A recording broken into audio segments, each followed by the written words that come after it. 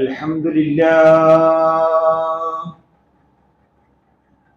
حمدا كثيرا طيبا مباركا فيه، والصلاة والسلام على محمد وآله وصحبه أجمعين. نحمده ونستعينه ونؤمن به ونتوكل عليه، ونعوذ بالله من شرور أنفسنا ومن سيئات أعمالنا. من يهد الله فلا مضل له، ومن يضلله فلا هادي له. ونشهد أن لا إله إلا الله، ونشهد أن محمدا رسول الله أرسله بالهدى ودين الحق ليظهره على الدين كله ولو كره المشركون. اللهم صل على محمد وعلى آل محمد كما صليت على إبراهيم وعلى آل إبراهيم إنك حميد مجيد. اللهم بارك على محمد وعلى آل محمد كما باركت على إبراهيم وعلى آل إبراهيم إنك حميد مجيد. أما بعد، فإن خير الحديث كتاب الله، وخير الهدي هدي محمد صلى الله عليه وسلم، وشر الأمور محدثاتها، وكل محدثة بدعة، وكل بدعة ضلالة، وكل ضلالة في النار. يا أيها الذين آمنوا اتقوا الله حق تقاته ولا تموتن إلا وأنتم مسلمون. بسم الله الرحمن الرحيم. يا أيها الناس اتقوا ربكم الذي خلقكم من نفس واحدة وخلق منها زوجها وبث منهما رجالا كثيرا ونساء، واتقوا الله الذي تساءلون به والأرحام إن الله كان عليما حكيما. يا أيها الذين آمنوا اتقوا الله وقولوا قولا سديدا يصلح لكم أعمالكم ويغفر لكم ذنوبكم، ومن يطع الله ورسوله فقد فاز فوزا عظيما. أعوذ بالله من الشيطان الرجيم. بسم الله الرحمن الرحيم. ألهاكم التكاثر حتى زرتم المقابر، كلا سوف تعلمون، ثم كلا سوف تعلمون، كلا لو تعلمون علم اليقين لترون الجحيم ثم لترونها عين اليقين ثم لتسألن يومئذ عن النعيم. رب اشرح لي صدري ويسر لي أمري واحلل عقدة من لساني يفقهوا قولي. ബഹുമാനിയായ മുഅ്മിനീങ്ങളെ, മുഅ്മിനാത്തുകളെ, അല്ലാഹുവിന്റെ ആജ്ഞാ നിർദ്ദേശങ്ങൾക്ക് വിധേയരായി ഈമാനോടെ ഇഖ്ലാസോടെ തഖ്വാബോധത്തോടെ ജീവിക്കുവാൻ എന്നോടും തുടർന്ന് നിങ്ങളോടും ഞാൻ വസിയത്ത് ചെയ്യുകയാണ്. അല്ലാഹുവിന്റെ ഏറ്റവും പ്രിയപ്പെട്ട ദാസന്മാരായി ജീവിച്ചുകൊണ്ട് ജന്നാത്തുൽ ഫിർദൗസ് കരസ്ഥമാക്കുവാൻ അല്ലാഹു സുബ്ഹാനഹു വ തആല നമുക്ക് ഏവർക്കും തൗഫീഖ് പ്രദാനം ചെയ്ത് അനുഗ്രഹിക്കുമാറാകട്ടെ. അർഹമുർ-റഹീമായ റബ്ബേ, വളരെ പ്രാധാന്യമുള്ള ജുമുഅ ദിവസം ഞങ്ങളിതാ നിന്റെ ഭവനത്തിൽ ഒരുമിച്ച് കൂടിയിരിക്കുക. ഞങ്ങളുടെ ജുമുഅ നമസ്കാരവും അതിലെ പ്രാർത്ഥനയും സ്വത്തുകയുമെല്ലാം വലിയ സൽക്കർമ്മമായി സ്വീകരിച്ചുകൊണ്ട് ഞങ്ങളുടെ ചെറുതും വലുതുമായ പാപങ്ങൾ ഞങ്ങൾക്ക് പുറത്തു തന്ന് അനുഗ്രഹിക്കുമാറാകട്ടെ. അള്ളാഹു എല്ലാവിധ ക്ഷീണം, തളർച്ച, ഉറക്കം ഇതിൽ നിന്നൊക്കെ ഈ ജുമുഅ ഖുത്ബ സമയത്ത് ഞങ്ങളെ മാറ്റി ഉന്മേഷവും ഉത്സാഹവും നൽകി ഖുത്ബ നല്ലവണ്ണം ശ്രദ്ധിച്ച് അത് ജീവിതത്തിൽ പകർത്തുവാൻ ഞങ്ങളെ നീ അനുഗ്രഹിക്കുമാറാകണേ റഹ്മാനേ. ബഹുമാന്യരായ മുഅ്മിനീങ്ങളെ, മുഅ്മിനാത്തുകളെ, പരിശുദ്ധ ഖുർആനിൽ 102-ാമത്തെ അധ്യായമാണ് ഹംദിനും സ്വലാത്തിനും ശേഷം ഞാൻ ഓതിയത്. 100-ാമത്തെ അധ്യായം വൽ ആദിയാത്തി ളുബഹ എന്നതാണ് 100-ാമത്തെ അധ്യായം. 101-ാമത്തെ അധ്യായം അൽ ഖാരിഅത്തു വൽ ഖാരിഅ എന്നതാണ്. 102-ാമത്തെ അധ്യായമാണ് അൽ ഹാഖു വൽ തകാസുർ. നമ്മൾ പറഞ്ഞു കൊണ്ടുവരുന്നത് കഴിഞ്ഞ ആഴ്ച നമുക്ക് ഇനി സന്ദർശിക്കാനുള്ള 2-ാമത്തെ ഭവനം. 1-ാമത്തെ ഭവനത്തിൽ നമ്മൾ സന്ദർശിച്ചുകൊണ്ടിരിക്കുകയാണ്, അഥവാ ദുനിയാവ്. ഇനി സന്ദർശിക്കാനുള്ള ഭവനം 2-ാമത്തത്. ആ 2-ാമത്തെ ഭവനം ദുനിയാവ് മാതിരി എളുപ്പമുള്ളതല്ല, സന്തോഷം നിറഞ്ഞതല്ല, കുടുംബവും കുട്ടികളും നിറഞ്ഞതല്ല, അയൽവാസികളും ബന്ധുമിത്രാദികളും വരുന്ന ഭവനമല്ല. ഒറ്റക്ക് കിടക്കണം, ഒറ്റക്ക് നിശബ്ദനായി 3 തുണിയിൽ പൊതിഞ്ഞ് മൂക്കിലും അതുപോലെ തന്നെ ചെവിയിലുമൊക്കെ പഞ്ഞി വെച്ചുകൊണ്ടേ കിടക്കുന്ന ഭവനം.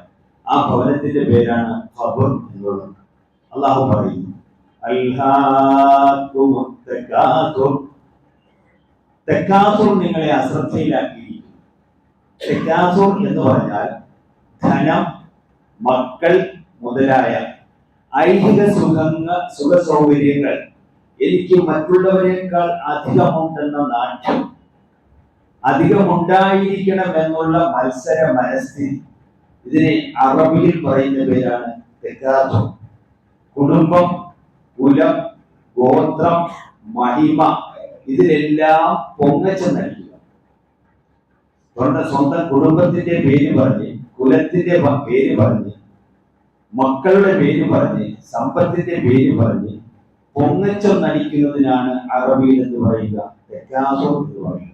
അല്ലാഹു പറയുന്നു, അൽഹാക്കും നിങ്ങളെ അശ്രദ്ധയിലാക്കിയിരിക്കുന്നു. അത്തക്കാസുർ പൊങ്ങച്ചം നടിക്കൽ, ദുരഭിമാനം നടിക്കൽ നിങ്ങളെ അശ്രദ്ധയിലാക്കിയിരിക്കുന്നു. എപ്പോലെ നിങ്ങളുടെ കൂടെ ഉണ്ടാകുന്നത്?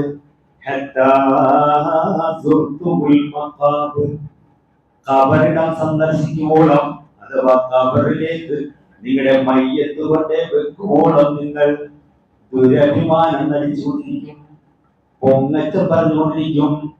മക്കളെ പറ്റിയും കുടുംബത്തെ പറ്റിയും സമ്പത്തിനെ പറ്റിയും വലിയ വലിയ വർത്തമാനങ്ങൾ പറഞ്ഞ് നിങ്ങൾ അഭിമാനം കൊള്ളും, പുലകിതരാകും. ഖബറിൽ കൊണ്ടേ വെക്കുന്നത്. ഖബറെ കൊണ്ടേ വെച്ചാലോ,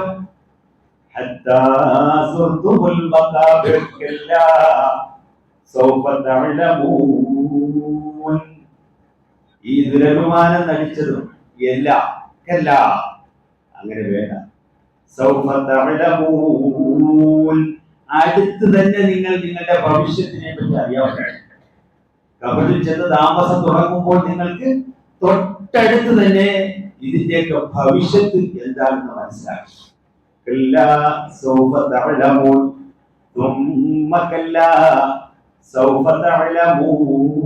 വീണ്ടും അത് തന്നെ ആവർത്തിച്ചു. പിന്നെയും അങ്ങനെ വേണ്ട,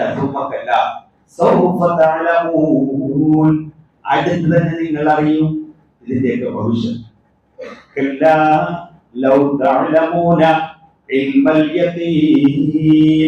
ഉറപ്പായാലും നിങ്ങൾ അറിഞ്ഞിരുന്നെങ്കിൽ നിങ്ങൾ ദുനിയാവിൽ ദുരഭിമാനം നൽകില്ലായിരുന്നു. യഥാർത്ഥ അറിവ്, യഥാർത്ഥ ദീനി അറിവ് പരിശുദ്ധ ഖുർആനെ സംബന്ധിച്ചും ഹദീസ് ശരീഫിനെ സംബന്ധിച്ചും അള്ളാഹയെ സംബന്ധിച്ചും ഇസ്ലാമിനെ സംബന്ധിച്ചും യഥാർത്ഥ രൂപത്തിൽ അറിഞ്ഞിരുന്നുവെങ്കിൽ ഇപ്രകാരം ഒന്നും നിങ്ങൾ ആകില്ലായിരുന്നു. അതാണ് എല്ലാ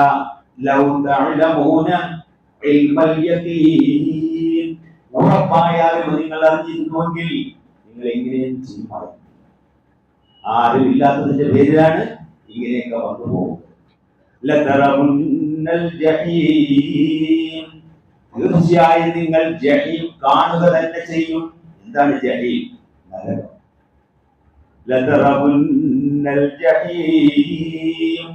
തീർച്ചയായും നിങ്ങൾ നരകം കാണുക തന്നെ ചെയ്യും.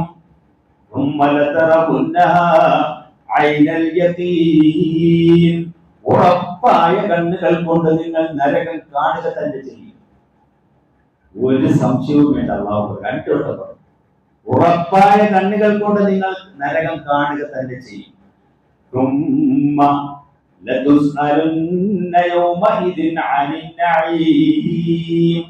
ഈ ദുനിയാവിൽ അനുഭവിച്ച എല്ലാ നിഅമത്തുകളെ പറ്റിയും എല്ലാ അനുഗ്രഹങ്ങളെ പറ്റിയും ചോദിക്കുക തന്നെ ചെയ്യും. അവസാനം ആയത്ത് അവസാനിപ്പിക്കുന്ന അങ്ങനെയാണ് ആ സൂറത്ത്. പിന്നീട് നിങ്ങളോട് ചോദിക്കുക തന്നെ ചെയ്യും. അന്നേ ദിവസം അള്ളാന്റെ അടുത്തെത്തുമ്പോൾ നിങ്ങൾ അനുഭവിച്ചു തീർത്ത സുഖ സൗകര്യങ്ങളെ പറ്റി നിഅമത്തുകളെ പറ്റി ചോദിക്കുക തന്നെ ചെയ്യും. ഒരിക്കൽ ഒരു മയ്യത്തുമായി റസൂലുള്ളാഹി സ്വല്ലല്ലാഹു അലൈഹി വസല്ലം സഹാബാക്കളും അതിനെ കബറടക്കാൻ വേണ്ടി കൊണ്ടുപോവുകയാണ്. അവിടെ ചെന്ന് കഴിഞ്ഞപ്പോൾ കബറിടത്തിന്റെ പണി കഴിഞ്ഞിട്ടില്ല. കബർ കുഴിക്കുന്നേ ഉള്ളൂ.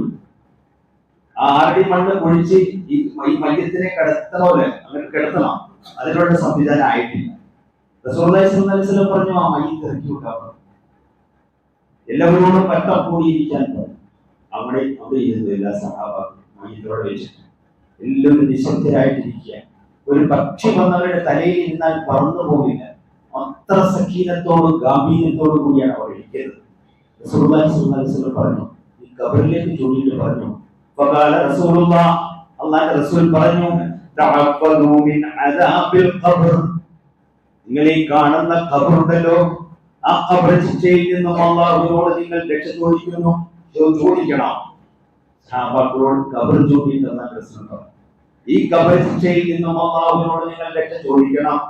ഖാല റസൂലുള്ളാഹ്, അല്ലാഹുവിന്റെ റസൂൽ പറയുകയാണ്, ഇന്ന അഹദകും ഇദാ വദഅ ഇലൽ ഖബ്രി, ഒരു മനുഷ്യനെ ഒരു മയ്യിത്തിനെ ഖബറിലേക്ക് വെച്ച് കഴിഞ്ഞാൽ, ഇൻകാന മുഅ്മിനൻ, അവൻ മുഅ്മിനാണെങ്കിൽ വിശ്വാസിയാണ് എങ്കിൽ, ഫജാഅ ഇലൈഹി മലകാൻ, മറമാടി ആ മോട് പലകയിട്ട് മൂടി നമ്മൾ പിടിമണ്ണ് വാരിയിട്ട് ആ ഖബർ ഒരിച്ചാൻ ഉയർത്തി അവിടെ നിന്ന് തസ്ബീഹ് ചൊല്ലിക്കഴിഞ്ഞാൽ ഉടൻ ഫജാഅ ഇലൈഹി മലകാൻ, 2 മലക്കുകൾ.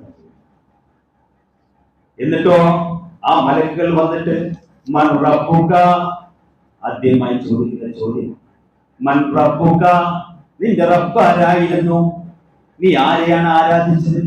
നീ ആരോടാണ് പ്രാർത്ഥിച്ചത്? നീ ആരുടെ മുമ്പിലാണ് സുജൂദ് ചെയ്തത്? നീ ആർക്കാണ് നേർച്ച വഴിപാടുകൾ അർപ്പിച്ചത്? നിന്റെ റബ്ബാരായിരുന്നല്ലോ. ഒന്നാമത്തെ ചോദ്യം. രണ്ടാമത്തെ ചോദ്യം, നിന്റെ ദീനേതായിരുന്നു? നീ മരണം വരെ അനുഷ്ഠിച്ചു കൊണ്ടിരുന്ന ദീനേതായിരുന്നു? മൂന്നാമത്തെ ചോദ്യം, മന്നബിയുക, നിന്റെ പ്രവാചകൻ ആരായിരുന്നു? നിന്റെ നബി ആരായിരുന്നു? ഈ 3 ചോദ്യങ്ങൾ ചോദിക്കുന്ന സമയത്ത് നമ്മൾ എവിടെ നിൽക്കുകയാണ്? ഈ മയ്യിത്ത് കൊണ്ടുപോയ ആൾക്കാർ ഈ ഖബറിന്റെ ചുറ്റും നിൽക്കുകയാണ്. എന്നിട്ട് നമ്മൾ പ്രാർത്ഥിക്കുകയാണ്, അല്ലാഹുമ്മ സബ്ബിതുഹു ഇൻദ സുആൽ. മലക്കുകൾ ചോദ്യം ചെയ്യുന്ന സമയത്ത് അല്ലാഹുവേ, ഈ മയ്യിത്തിനെ നീ ഉറപ്പിച്ചു നിർത്തണമേ. 100 കണക്കിന് മനുഷ്യർ മയ്യിത്തിന്റെ ചുറ്റും കൂടി ഖബറിന്റെ മുകളിൽ നിന്നുകൊണ്ട് പ്രാർത്ഥിക്കുക. പടച്ചവനെ, ഈ മയ്യിത്തിനെ ചോദ്യം ചെയ്യുന്ന സമയത്ത് അദ്ദേഹത്തെ നീ ഉറപ്പിച്ചു നിർത്തണമേ. സബ്ബിതുഹു ഇൻദ സുആൽ, അല്ലാഹുമ്മ അൽഹിംഹുൽ ജവാബ്. അദ്ദേഹത്തോട് ചോദിക്കുന്ന ചോദ്യങ്ങൾക്കൊക്കെ ഉത്തരം അദ്ദേഹത്തിന്റെ മനസ്സിലേക്ക് നീ ഇട്ടുകൊടുക്കണമേ പടച്ചവനെ. 3 ചോദ്യം. ഒന്നാമത്തെ ചോദ്യം, മൻ റബ്ബുക, നിന്റെ റബ്ബാരായിരുന്നു? വമാ ദീനുക, നിന്റെ ദീൻ ഏതായിരുന്നു? മൻ നബിയുക, നിന്റെ നബി ആരായിരുന്നു? ഫഖാല മുഅ്മിനുൻ, ഖബറിൽ കിടക്കുന്ന ഇയാൾ മുഅ്മിനാണെങ്കിൽ, ഈമാനുള്ളയാളാണ് എങ്കിൽ, റബ്ബി അല്ലാഹ്, എന്റെ റബ്ബ്, ഞാൻ വിളിച്ച് പ്രാർത്ഥിച്ചത്, ഞാൻ ദുആ ചെയ്യുന്നത്, ഞാൻ സുജൂദ് ചെയ്തത് എന്റെ റബ്ബിനായി, റബ്ബിന് വേണ്ടിയായി. എന്റെ റബ്ബ് അല്ലാഹയാണ്, എന്റെ രക്ഷിതാവ് അല്ലാഹയാണ്. ധൈര്യസമേതം ഉറച്ച മറുപടി, ദീനി അൽ ഇസ്ലാം, നിന്റെ ദീൻ ഏതാന്ന് ചോദിച്ചു കഴിഞ്ഞാൽ രണ്ടാമത്തെ ഉത്തരം പറയുകയാണ്, ദീനി, എന്റെ ദീൻ അൽ ഇസ്ലാം, അല്ലാഹു റസൂൽ പഠിപ്പിച്ച ഇസ്ലാം ആയിരുന്നു എന്റെ ദീൻ. നബിയേ, എന്നിലേക്ക് അയച്ച പ്രവാചകൻ എന്റെ നബി മുഹമ്മദ് സല്ലല്ലാഹു അലൈഹി വസല്ലം മുഹമ്മദ് സല്ലല്ലാഹു അലൈഹി വസല്ലം ആയിരുന്നു. ഈ 3 ചോദ്യങ്ങൾക്ക് കൃത്യമായി ഉത്തരം പറയാൻ ആർക്കേ കഴിയുകയുള്ളൂ? ഒരു മുഅ്മിനിന് അല്ലെങ്കിൽ മുഅ്മിനത്തിന് മാത്രമേ കഴിയുകയുള്ളൂ. ഫയഖൂലാനി, അപ്പോൾ ആ 2 മലക്കുകൾ ചോദിക്കും, വമാ യുദ്രീക, നിനക്ക് എവിടെ നിന്ന് കിട്ടി ഈ വിജ്ഞാനം?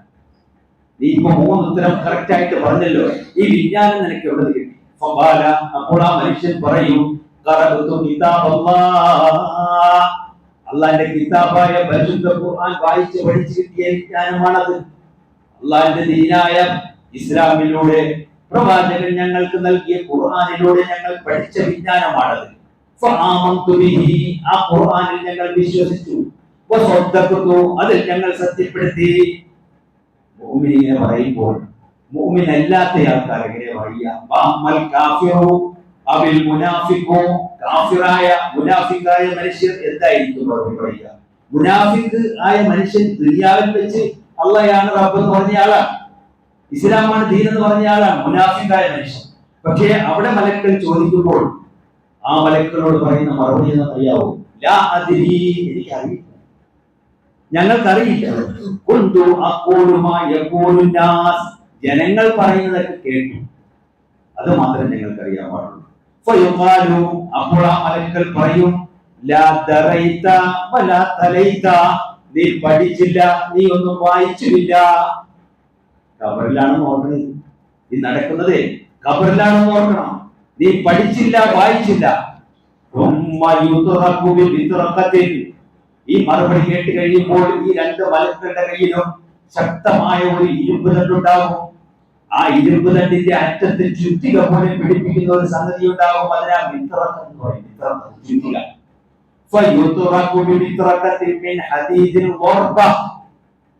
ആ ചുറ്റിക കൊണ്ട് അവന്റെ 2 ചെവിക്കുറ്റിയുടെ ഇടയിൽ വരുന്ന പിരടി ഭാഗത്ത് ശക്തമായ ഒരു അടിയങ്ങൾ കൊടുക്കും.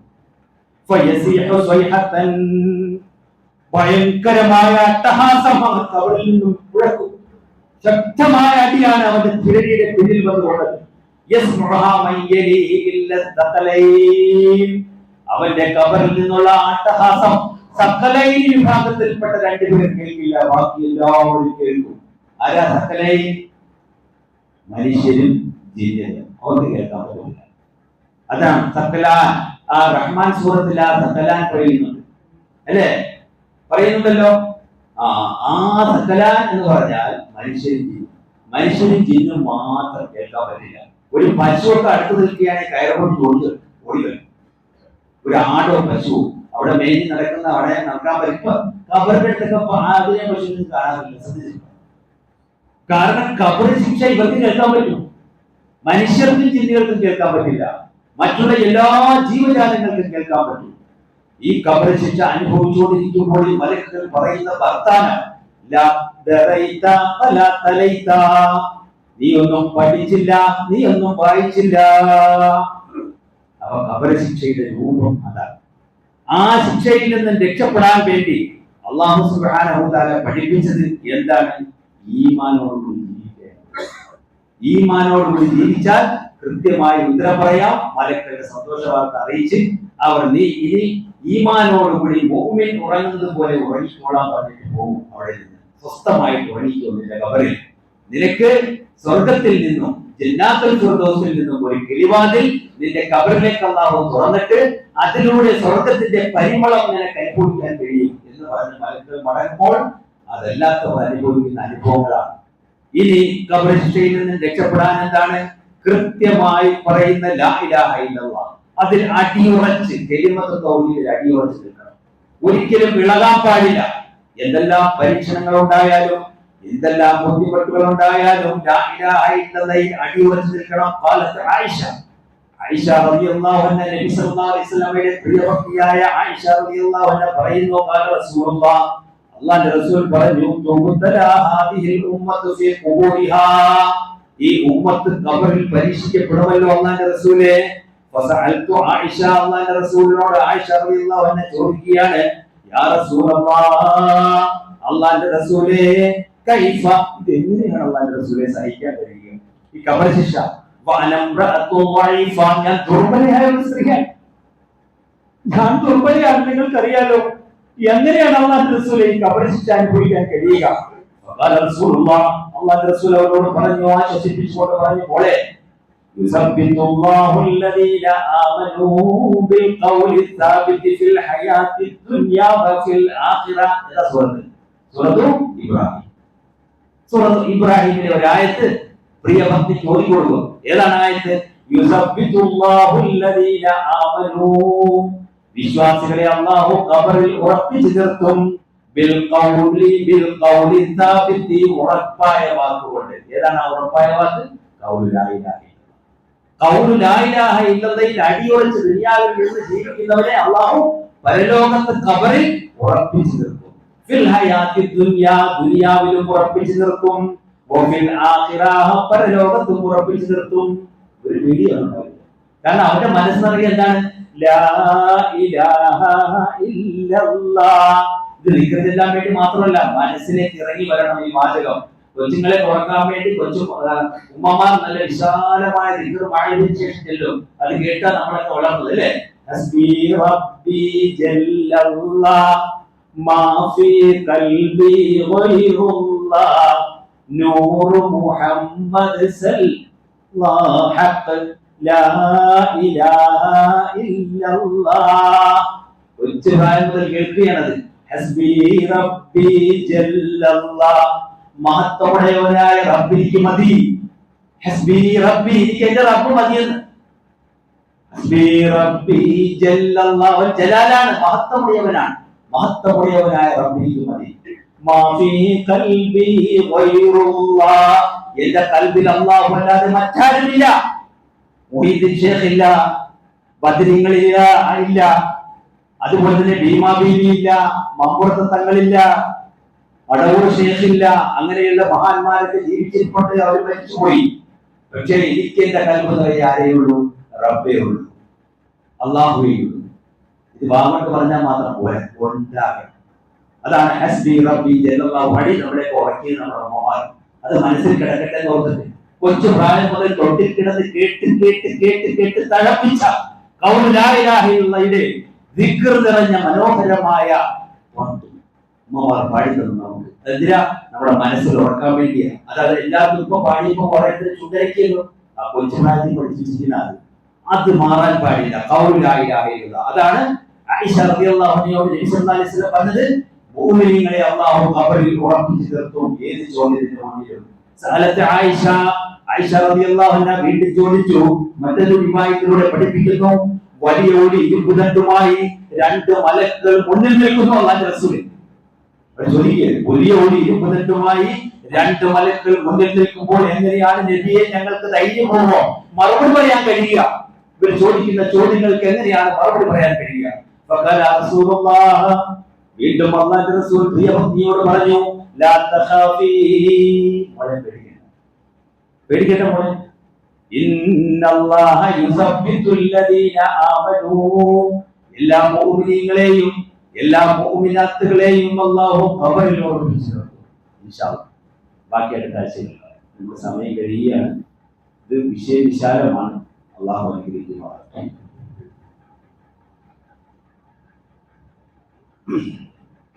അൽഹംദുലില്ലാഹ് അൽഹംദുലില്ലാഹി റബ്ബിൽ ആലമീൻ വസ്സലാത്തു വസ്സലാമു അലാ മുഹമ്മദിൻ വആലിഹി വസഹ്ബിഹി അജ്മഈൻ. ഇത്തഖുല്ലാഹ ഇബാദല്ലാഹ്. ബഹുമാന്യ സഹോദരങ്ങളെ, സഹോദരിമാരെ, അല്ലാഹുവിനെ സൂക്ഷിച്ച് ജീവിക്കണമെന്ന് ഒരിക്കൽ കൂടി ഉപദേശിക്കുകയാണ്, വസിയത്ത് ചെയ്യുക. ഖബർ ശിക്ഷയിൽ നിന്ന് രക്ഷപ്പെടാൻ വേണ്ടി അല്ലാഹുവിന്റെ റസൂൽ പഠിപ്പിച്ച ദിനേന പാലിക്കേണ്ട ഒരു കാര്യം. അതെന്താണ്? സൂറത്തുൽ മുൽക്ക് ഉണ്ടല്ലോ, മുൽക്ക്. ഈശാ നമസ്കാരം കഴിഞ്ഞ് wuduഒക്കെ എടുത്ത് ഭക്ഷണമൊക്കെ കഴിഞ്ഞ് ആ wuduഒക്കെ എടുത്ത് വന്ന് ബെഡിലിരുന്ന് സൂറത്തുൽ മുൽക്ക് പാരായണം ചെയ്യുക. അതെന്താ? അതിന്റെ തെളിവെന്താ? عن عبد الله بن مسعود، عبد الله بن مسعود رضي الله عنه يقول حديثا: من قرأ تبارك الذي بيده الملك وهو على كل شيء قدير كل ليلة، എല്ലാ രാത്രിയിലും തബാറക്കല്ലദീ ബിയദിഹിൽ മുൽക്ക് എന്നുള്ള സൂറത്ത് ഒരാൾ കിടന്ന് ഉറങ്ങുന്നതിന് മുമ്പ് പാരായണം ചെയ്യുകയാണെങ്കിൽ മനഅല്ലാഹു ബിഹാ മിൻ അദാബിൽ ഖബർ, ആ അവനെ അള്ളാഹു അദാബ് ഖബറിൽ നിന്നും രക്ഷപ്പെടുത്തും, ഖബർ ശിക്ഷയിൽ നിന്നും രക്ഷപ്പെടുത്തും. അപ്പൊ ഇന്നു മുതൽ ഇൻഷാ അല്ലാഹ് ഇശാ നമസ്കാരം കഴിഞ്ഞ് ഫുഡൊക്കെ കഴിഞ്ഞിട്ട് ഒതുവൊക്കെ എടുത്തിട്ട് ആ ബെഡ്റൂമിൽ പോയി ഇരുന്ന് ആ സൂറത്ത് വായിച്ച് നമ്മുടെ മൊബൈലിൽ കിടപ്പുണ്ട്, അല്ലെങ്കിൽ ഖുർആൻ എടുത്ത് ഈ സൂറത്ത് ഓതുക. തബാറക്കല്ലദീ ബിയദിഹിൽ മുൽക്ക്. പിന്നെ ആരാണ് ഖബർ ശിക്ഷയിൽ നിന്ന് രക്ഷപ്പെടുന്നത്? ഷഹീദായ മനുഷ്യൻ, അള്ളാഹിന്റെ മാർഗത്തിൽ രക്തസാക്ഷിയായ മനുഷ്യൻ. അവർക്ക് 7 മഹത്വങ്ങളുണ്ടെന്ന് അള്ളാഹു പറയുന്നത്. 7 മഹത്വം. അതിലൊരു മഹത്വമാണ് യുജാബിറു മിൻ അദാബിൽ ഖബർ, ഖബർ ശിക്ഷയിൽ നിന്നും അവർ രക്ഷപ്പെടും. ഇപ്പൊ ഫലസ്തീനിൽ കൊണ്ടുവരുന്ന മക്കൾ മുഴുവനും ഷഹീദല്ലേ. അവരുടെ മാതാപിതാക്കൾക്ക് ആശ്വസിക്കാം ഈ വർത്തമാനമൊക്കെ കേൾക്കുമ്പോൾ. ഇത്രയും 40,000-40,000-ലധികം മനുഷ്യരിലെ കൊന്നൊടുക്കിയിട്ടുള്ളത് യൂതന്മാർ. അവർക്കൊക്കെ ഈ ഒരു വർത്തമാനത്തിലാണ് ആശ്വാസം. അള്ളാഹുവിന്റെ റസൂൽ പഠിപ്പിച്ച യുജാബിറു മിൻ അദാബിൽ ഖബർ, ഖബർ ശിക്ഷയിൽ നിന്നും അവരെ അള്ളാഹു കാക്കും. മൂന്നാമത്തത് എന്താണ്? അൽ-റിബാത്ത് ഫീ സബീലില്ലാഹ്, അള്ളാഹിന്റെ മാർഗത്തിൽ അള്ളാഹിന്റെ ദീനിന് വേണ്ടി കാവൽ നിൽക്കുന്ന ആരെങ്കിലും ഉണ്ടെങ്കിൽ അവരെ അള്ളാഹു ഖബർ ശിക്ഷയിൽ നിന്നും കാക്കും. അള്ളാഹുവിന്റെ റസൂൽ പറഞ്ഞു വയുഅമ്മനു മിൻ ഫത്താലിൽ ഖബർ, അള്ളാഹിന്റെ മാർഗത്തിൽ കാവൽ നിൽക്കുന്നവർക്ക് അള്ളാഹു പ്രത്യേകമായ അമാനത്ത് നൽകും, പ്രൊട്ടക്ഷൻ നൽകും, കാവൽ നൽകും. നാലാമത്തവൻ ആരാണ്? അൽ മറദു ഫിൽ ബത്നി സുമ്മ യമൂതു, വയറ്റിൽ ഉദരരോഗം ബാധിച്ച് മരിച്ച ഒരാളുണ്ട്. ഉദരരോഗം, വയറ്റിൽ അസുഖം പിടിച്ച് മരിച്ച ഒരാൾ, ക്യാൻസർ പോലുള്ള അസുഖം, അതുപോലെ മാരക രോഗങ്ങൾ വന്ന് മരിച്ച ഒരാൾ, അയാൾക്കും ഖബറിലെ ശിക്ഷയിൽ നിന്നും അള്ളാഹു നൽകുന്നു, സമാധാനം നൽകും, കാവൽ നൽകും. ഇനിയും ഇൻഷാ അല്ലാഹ് കുറെ കേൾക്കാനുണ്ട് ഖബർ ശിക്ഷയെ പറ്റിയും വിചാരണയെ പറ്റിയും. ഇൻഷാ അല്ലാഹ് അടുത്ത ആഴ്ച വരിക. അള്ളാഹു നമ്മെ അനുഗ്രഹിക്കുമാറാകട്ടെ. നമ്മിൽ നിന്നും മറന്നുപോയ എല്ലാവിധ ചെറുതും വലുതുമായ തെറ്റുകുറ്റങ്ങൾ അള്ളാഹു സുബ്ഹാനഹു വ തആല നമുക്ക് പുറത്ത് മാപ്പാക്കി തന്ന് അനുഗ്രഹിക്കുമാറാകട്ടെ. സഹോദരന്മാരെ, നമ്മുടെ 2-3 സുഹൃത്തുക്കളെ ഇപ്പോൾ പള്ളിയിൽ കാണുന്നില്ല. ഇവിടെ ഈ എത്തിരുന്ന അദ്ദേഹം ഒരു ഓപ്പറേഷന് വിധേയനായി 2 ആഴ്ചയായിട്ട് വീട്ടിൽ ശ്രമിക്കുകയാണ്. അള്ളാഹു അദ്ദേഹത്തിന്റെ അസുഖത്തിൽ ആശ്വാസവും സമാധാനവും പ്രദാനം ചെയ്യട്ടെ. അതുപോലെ നമ്മുടെ സിയാസയായിട്ട് അദ്ദേഹത്തിന്റെ പെങ്ങളെ ഹോസ്പിറ്റലിൽ അഡ്മിറ്റ് ചെയ്തിരിക്കുകയാണ്. അവർക്ക് വല്ലാതെ വിഷമിച്ചുകൊണ്ടിരിക്കുകയാണ്. അപ്പൊ ആ പെങ്ങൾക്കും അള്ളാഹു ആശ്വാസവും സമാധാനവും പ്രദാനം ചെയ്യട്ടെ. അതുപോലെ രോഗം കൊണ്ട് വിഷമിക്കുന്ന എല്ലാവർക്കും, ഹോസ്പിറ്റലുകളിൽ അഡ്മിറ്റ് ചെയ്യപ്പെട്ട എല്ലാവർക്കും അള്ളാഹു എല്ലാവിധ ആശ്വാസവും സമാധാനവും പ്രദാനം ചെയ്ത് അനുഗ്രഹിക്കുമാറാകട്ടെ. അള്ളാഹു ഞങ്ങളിൽ നിന്നും വന്നുപോയ എല്ലാവിധ ചെറുതും വലുതുമായ തെറ്റുകുറ്റങ്ങൾ ഞങ്ങൾക്ക് നീ പുറത്ത് മാപ്പാക്കി തന്ന് അനുഗ്രഹിക്കുമാറാകട്ടെ. റഹ്മാനെ, അള്ളാഹു ഞങ്ങളെ കബറിടം നീ വിശാലമാക്കി തരണമേ. റഹ്മാനെ, കബറിടത്തിൽ വെളിച്ചം നൽകി അനുഗ്രഹിക്കുമാറാകട്ടെ. റഹ്മാനെ, കബറിലെ ചോദ്യങ്ങൾക്ക് കൃത്യമായ ആൻസർ പറയാൻ ഞങ്ങളെ നീ അനുഗ്രഹിക്കുമാറാകട്ടെ. റഹ്മാനെ, പഠിച്ചവനെ ഈമാനോടുകൂടി കബറിൽ ഞങ്ങളെ നീ ഉറപ്പിച്ചു നിർത്തണമേ. റഹ്മാനെ, اللهم اغفر للمؤمنين والمؤمنات والمسلمين والمسلمات والأحياء منهم والأموات إنك مجيب الدعوات يا قاضي الحاجات. اللهم أجرنا من النار، اللهم أجرنا من النار، اللهم أجرنا من النار. ربنا آتنا في الدنيا حسنة وفي الآخرة حسنة وقنا عذاب النار. وآخر دعوانا الحمد لله رب العالمين. آمين برحمتك.